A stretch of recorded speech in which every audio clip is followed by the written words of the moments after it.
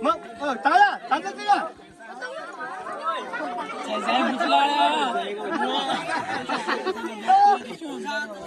Saya beli lah. Kalau ni mau, kita mau tang sama. Chúng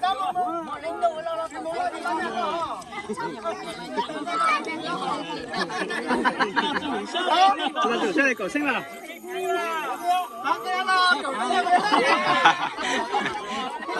Cái gì sao mà mua? Sao nhỏ lúc đấy à?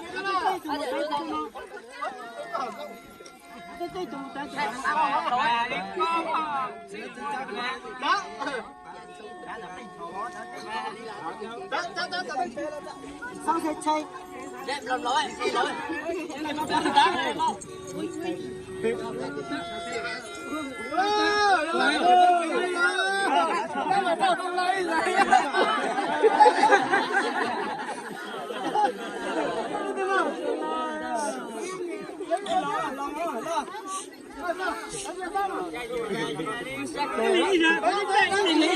Gì mà ra nhá.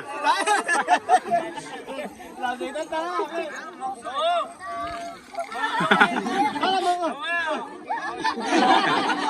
Một giờ.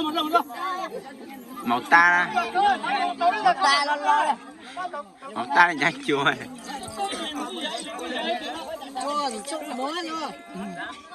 Chúng tôi màu ta giờ lâu luôn nè. Giờ lâu luôn nè.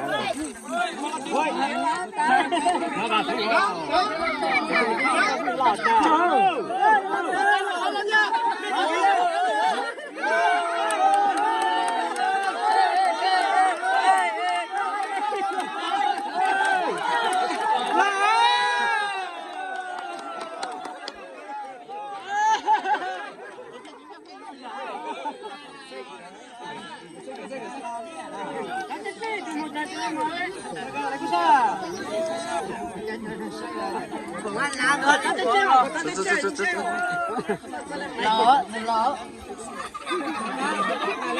Mang ở nhà thấy ra Cái gì ra. Nghe tôi thích lựa thích Không xa luôn. Tao giờ mình bán đất là của ta, mình nghe thế là không cần của con rồi.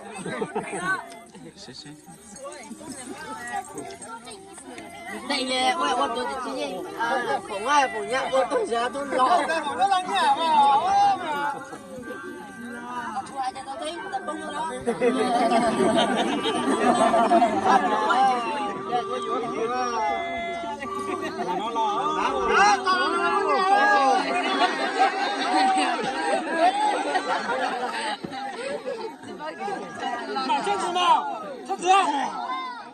Ta chỉ đặt tay của em. Nào.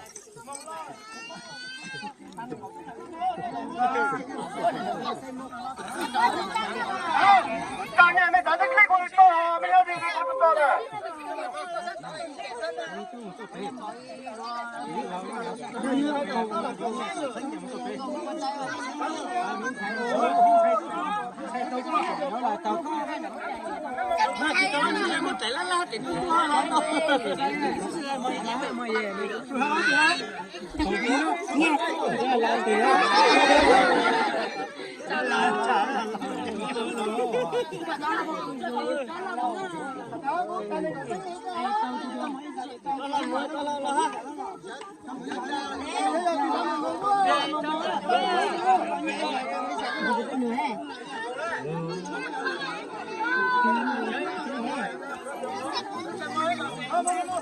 Cái liền con ra là gì? Hãy bông.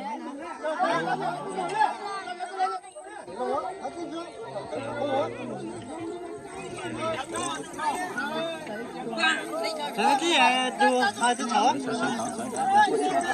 Chẳng nghe. Từ lo.你得自己找高是工资不到啊。你我也是自己穿的吗？Nó một. Nó nhà cái đó. Nó đá bóng không? Nó phượng áo. Nó đá bóng không?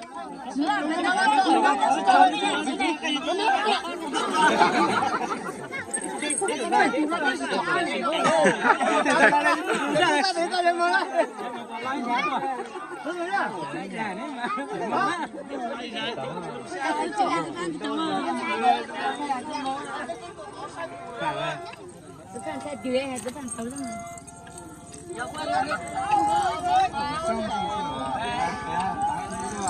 上次过来啦，高啦。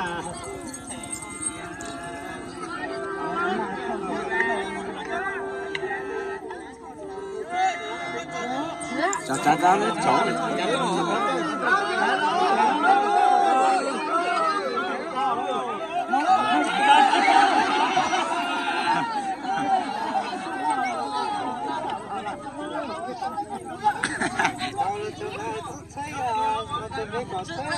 来来，给你们，咱这这好着呢，有人啊，你们看进来了，好毛的，不是我看